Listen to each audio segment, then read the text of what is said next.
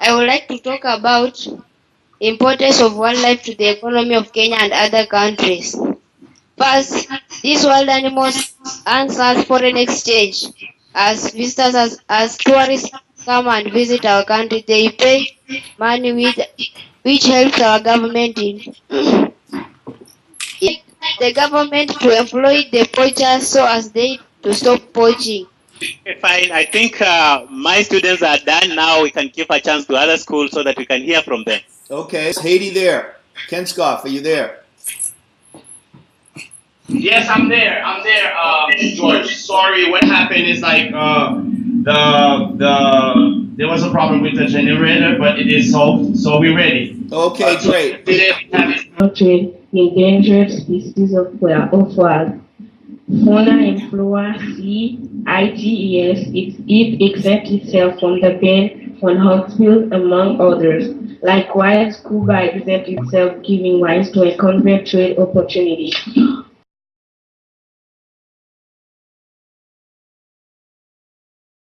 My name is Jennifer and I'm going to talk about the question. On water pollution and the protection of certain species. Article 97, it is formally forbidden to fish for sailors during the month from May to October eggs for all species in the territorial waters, especially those of carter and sailors. To capture citadels of carter on the beach, carter or turtle meat. Their shares without an authorization of the fishery service. As of the formation of the Ministry of Environment in November of 1994, this law is still technically to be enforced by the Ministry of Agriculture.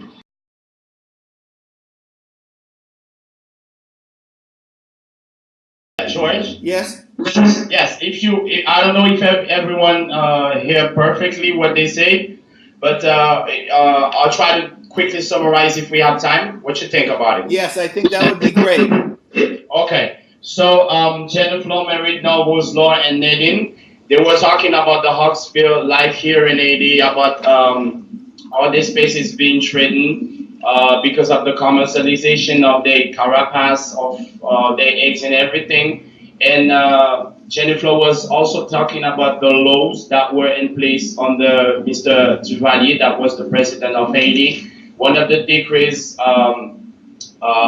specifying that people should pay fine or could be even incarcerated if they are fishing illegally. So these measures, as Nadine concluded, are not really applicated. They're not fully applicated just because we have a lack of authorities here in Haiti, and us is not really protected because we don't really have the means in terms of men to act toward that direction.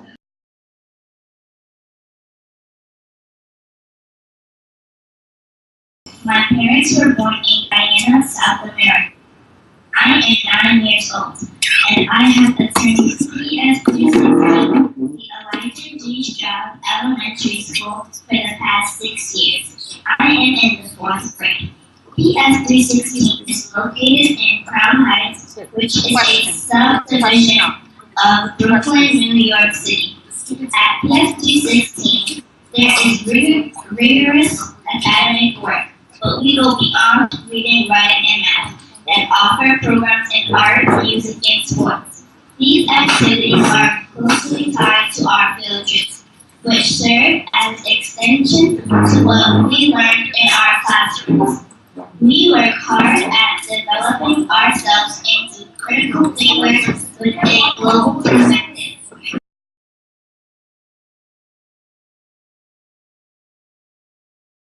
Hi, my name is Allison and I'm part of the Coral Reef team. Speak loud.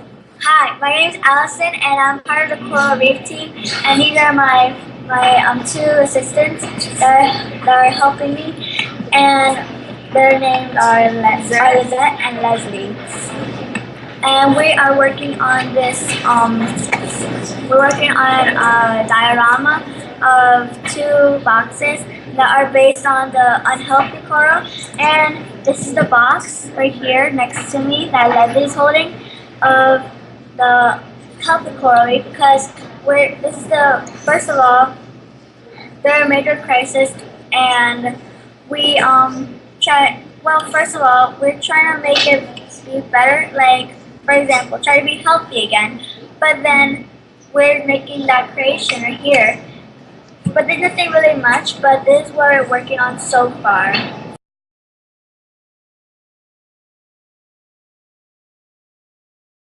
These kids have taken the initiative to help protect the ocean. So we're looking at the future oceanographers who are going to make an impact on this world and help to conserve nature. So I would like to introduce this team who would like to go first. Introduce it, come a little bit closer so we can get you and talk a little bit about your ocean project, what you're working on. Speak up louder, go. My name is Princessa, and my group, we thought it would be nice to do before and after because we seen images online how it was before, and it was amazing. But now that we've seen all these dead creatures in the ocean, we thought we should do it. And we saw how the ocean is being polluted with all the garbage on top. We should tell everyone to stop polluting because we saw the effects of pollution, and we know that as soon as the ocean is being polluted, we will die with it. Okay, this is the ocean team. The Antarctica team, please come up. Just bring a sample of what you've done, just a sample so we can see, develop a deeper understanding of what's happening. This next team, they've been working diligently, exploring the global warming crisis and the issues of global temperature problems, and specifically on Antarctica. So what you're going to see here, they have created, bring it down lower, they have used plaster of Paris to create a model of what's happening with the ice in Antarctica. So this is what you're looking at here is the creation. This is a work in progress. As we speak, this project is they're still working on it. So I'm going to allow them to introduce themselves and then talk a little bit about what they are doing. Okay, who would like to speak first? Jacqueline, you want to start? Okay, go. Hi, my name is Jacqueline. And Speak up. Hi, my name is Jacqueline, and we are the Untitled team. This is what we made with the plaster is we made ice caps to show how Antarctica is affected by global warming and that all the ice caps are melting. Okay, and Anira, introduce yourself. Hi, my name is Anira Benitez, and I'm part of the Untitled team. Okay, did I miss anyone else? Okay, so this is a showcase of the kind of work that's been happening here. And all of this work has been inspired by the work that Mr. Newman and we've been working on for the past 5 years. This session you kids are carrying out, I just want you guys to be aware that Mr. Masika and we've worked 2 years ago on the first international project with the kids in Kenya. And at the time, the focus was on the black rhino. And my students were so motivated by that experience. I have one particular group here. This amazing 5th grader, she's going to show you, put the board up, a project that she put together on the black rhino. Bring it a little bit closer, Karime.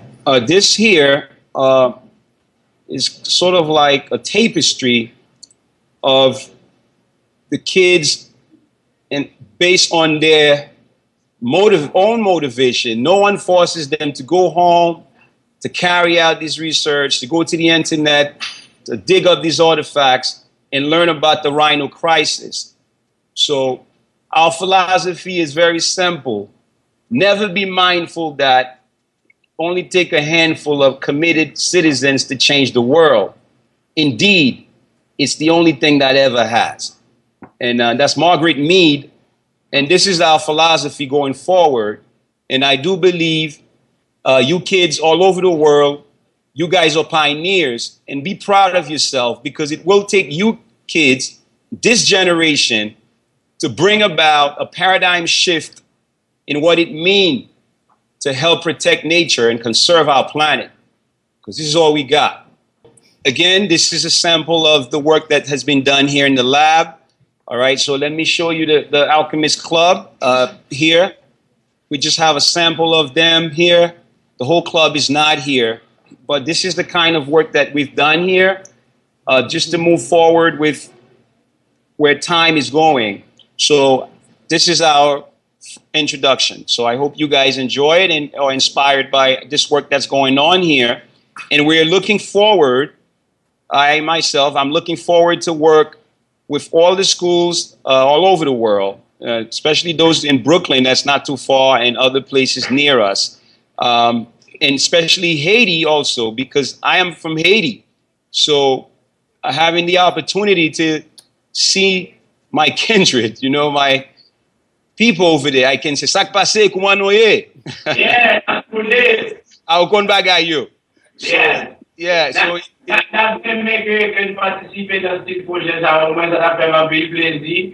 Parce que Haïti commence et tellement de problèmes fatigants qui l'autre bagaille et gangréner nous notre projet ça c'est petit monde qui pour commencer j'en suis tout à l'heure c'est un pionnier qui pour porter bagaille ça venir donc faut qu'on ait contact serré pour bagaille ça continuer parce que petit monde a besoin ça la société nous a besoin ça un peu. All right. Now what you just heard here, it's the language between him and I. It's Creole. But the cause is the same. The message is the same. And I guess this time I can say it on camera. The revolution will be televised.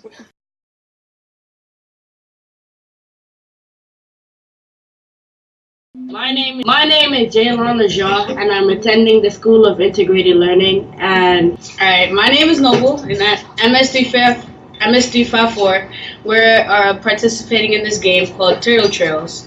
And in Turtle Trails, we're learning a lot about the turtles and how endangered they are due to many causes of the environment and of human environmental endangerments. Throughout our school, we've been doing research about how we can help the turtles. We've been putting up posters just like this one about just getting awareness out about the problem and what we can do to help it and how we can prevent more of it from going on. So that's how we've been trying to make an impact on this whole situation. Yeah. Not only the turtles, we've also been doing research on the albino rhinos, trying to see if there's a way that we can bring them out of extinction.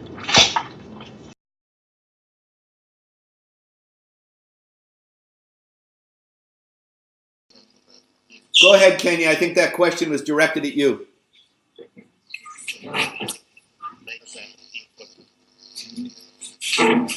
Rhinos are normally poached for their horns. Their horns are believed by many people that they cure cancer. Other countries believe that it is a source of wealth. While elephants are poached mainly for their husks. Their husks are mainly burnt, and they believe that the husks are used to make money. Okay, he's talking about equals learning, huh? So that friendship learning between children, that's what he's asking about. Will it be promoted forever, or it will just end after tomorrow's session? That's what he's asking. Oh, yes, definitely. We want to keep this going, right? We want to, this is only one way to communicate. There's many other ways in the internet with social media. I think one of the ways we can work on a solution is using the technology to get the message out to other students, because it's only us 6 schools or so, right? But there's thousands of schools out there we need to reach. And we want to maybe work on a project in the fall on how to do this better, to get the other schools behind us, and then maybe come up with a solution where you folks can think about it while the summer is out. And then when we come back again, maybe you'll have some new ideas on how we can do this.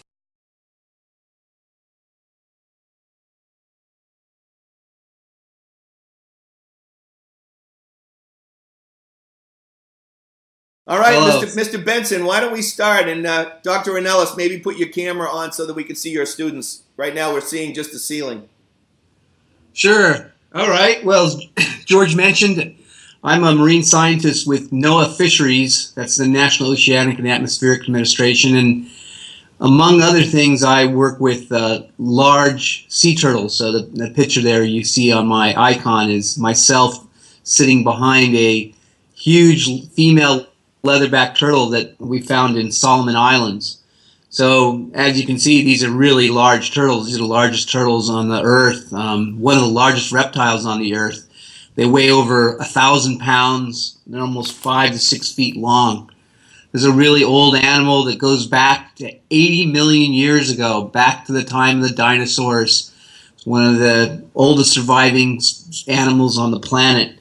And it migrates from these beaches like in the Solomon Islands and Papua New Guinea and Indonesia all the way across the ocean over here to California just to eat jellyfish. It's incredible. One of the longest migrations of any air-breathing aquatic vertebrate. Unfortunately, though, the population of this animal is declining rapidly, and today there's maybe less than just a few thousand of them remaining in the Pacific Ocean. And the reason for this decline is multifaceted, but includes problems on their nesting beaches where folks in the past, at least, have harvested the animals and the eggs regularly. Today, the problems on the beaches include things like lethal sand temperatures that are so hot that the eggs actually cook in the sand. Problems with feral pigs and dogs digging up the nests. These are problems that put pressure on the reproductive output of the beaches.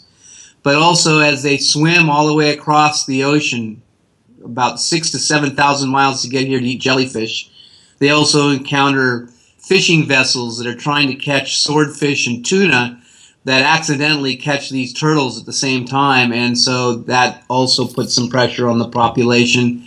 And then finally, marine debris is a big problem. So, as I mentioned, these turtles eat jellyfish. And so if they come across marine debris like plastic bags or balloons, they're likely to mistake that for their favorite prey item, eat that, and of course if you eat plastic bags or balloons, it's not going to be a good situation for you. You can cause blockage of the GI tract and potential death. And in some cases, they can even get tangled up in some of the marine debris, like discarded nets or ropes and things like that. So we have quite a bit of work to do to bring back this population, and given its status of distribution across the entire Pacific Ocean, it's going to be everyone's responsibility to play a part in this. All the different peoples and cultures across the Pacific are going to have to pitch in to recover the leatherback turtle in the Pacific Ocean. So that's just a summary of what I'm doing with leatherback turtles.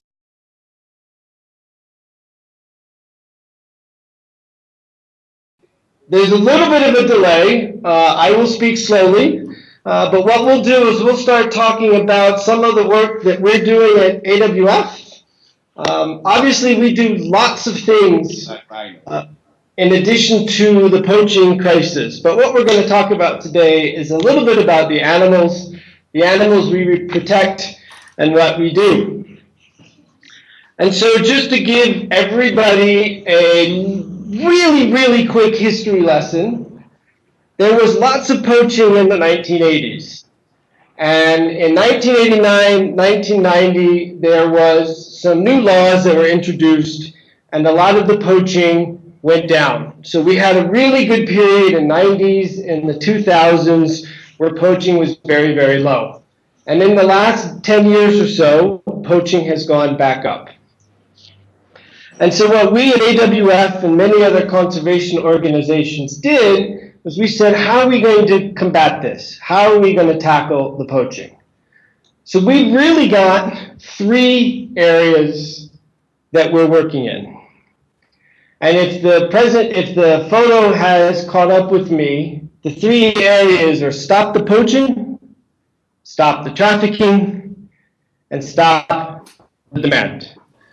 Everybody wave. Say hello to everybody else. Hello. Hey, everybody. Thank you for your patience on the video stuff. But at least we're hearing Mr. McBrearty today, who's giving us some incredible information about his organization, as did Mr. Benson about what they do with turtles. So soon we're going to turn it over to the students, but let Mr. McBrearty finish his presentation, and then we'll go to MS 354 for the first set of questions, okay?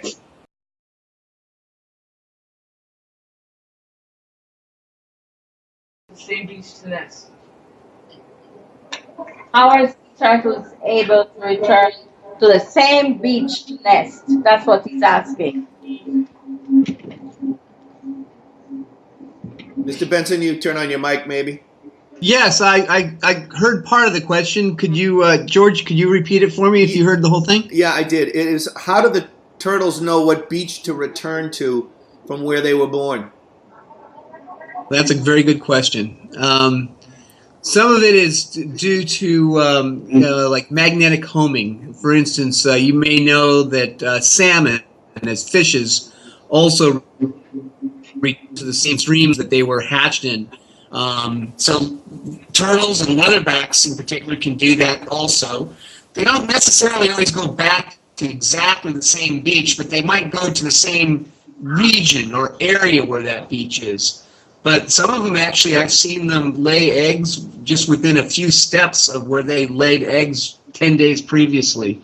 So some of that is a bit of a mystery. We know that at least like leatherback turtles also have a pineal gland that's located just underneath the skull. And it's the area of the skull that's the thinnest, and so this gland is actually very sensitive to light. So it's kind of like a little clock that they've got in their head, and it measures day length. So as you know, if we were to move here from Monterey, California, or Moss Landing over to where some of you guys are, the day lengths are going to be different. We're getting into summer here, so our day lengths are getting longer, and maybe where you are, the amount of daylight is different than we have here. So they use a combination of magnetic homing and measurement of light to help them navigate and help them know where they are. And I also just let you know, as a wrap up to this, that they also show fidelity to foraging areas. So just like you mentioned that they will go back to the same beaches where they were hatched, we find that they come back to the same places to eat jellyfish. And I've actually caught the same animal here off in Monterey Bay over several years apart. So caught one, for instance, in 2010, and caught the same individual in 2013. So that's also pretty incredible. Today, what should be the animals that need more protection? Have you heard the question? Not quite clearly. Is this a question? I think that the question should be for Mr. Brian. And what she is asking, her name is Jennifer, she is asking what, according to all the researches and all the things that are being done in Africa, what should be the species that should be more protected, that need more protection now in Africa? Skype cut out a little bit. To repeat that question again, what species need more protection in Africa? Yes. Yes, definitely. That's the question. So rhinos and elephants are clearly the top two species that need more protection on the continent. They are the ones that command the most value for their products on the street, and they are the ones that also do the greatest amount of good in a given landscape. They prune the trees, they distribute seeds, they keep the health of a landscape very much intact. But there's some smaller species that are also heavily trafficked that often miss the radar screen. And one thing that everybody can research after this call is an animal called the pangolin. The pangolin is actually the most trafficked species out of the African continent, and their numbers are declining and declining rapidly. Hello, bonjour, Habiri. My name is Trinity from PS316, and my question is, What does the elephant use its tusks for? Can it survive without its tusks? If so, would it be better to remove the tusks instead of killing the elephant to get its tusks? Great question. Mr. McBrearty, I guess that's directed at you. Habari, how are you? Good. So, that is an excellent question. The elephant cannot survive without its tusks. The elephant's tusks are actually very big teeth, and the elephant uses the teeth to do a couple of things. They use it to protect the herds. There's fighting that goes on with elephants, and they use their tusks as protection. But more importantly, their tusks are used for eating. They use their tusks to strip the bark off of trees, to dig up plants. They use their tusks every day to survive. And so with elephants, when you take away a tusk, you take away their ability to survive. Rhinos, on the other hand, can live without their horns. And the young lady that asked me the question, there are some programs on the continent that have removed rhino horns from the rhinos to help protect them. There's been some success with that, and we're looking at what we can do in that area. So rhinos and elephants are different in that respect. Rhinos can survive, elephants cannot. How come jellyfish hurt other living things, and when turtles eat jellyfish, turtles don't get hurt? Oh, that's a case. So why don't the turtles that are eating jellyfish get stung by the jellyfish? Is that pretty much the question? That's another great question. I really couldn't answer that question. That's one thing you should also know is that we don't have all the answers, and there's going to be lots of questions for you to answer in the future. So that's one great thing about science is that it always keeps moving forward, trying to answer questions. Now, although I don't know why they don't get stung, one thing we have learned by looking at some videos is that it looks like a salt gland that extracts salt near the eyes might be helping the turtles not get stung in the eye. So we've seen them swimming around in the water, and this salt gland, essentially, if you can see my eye, it kind of like would cover the eye a little bit while it's swimming around and eating jellies. And so it looks like that might actually provide some protection. But otherwise, I don't know. I also thought, well, don't they get their tongues stung and things like that when they're consuming these jellies? But I don't know the answer, and I think that's going to be one for you to answer in the future. Thank you very much. We have one more real quick, and then we'll allow others to proceed. This question is from Mr. McBrearty, based on Africa. So we have one more student. Go ahead, Alexander. Will rhinos be still alive in 2020?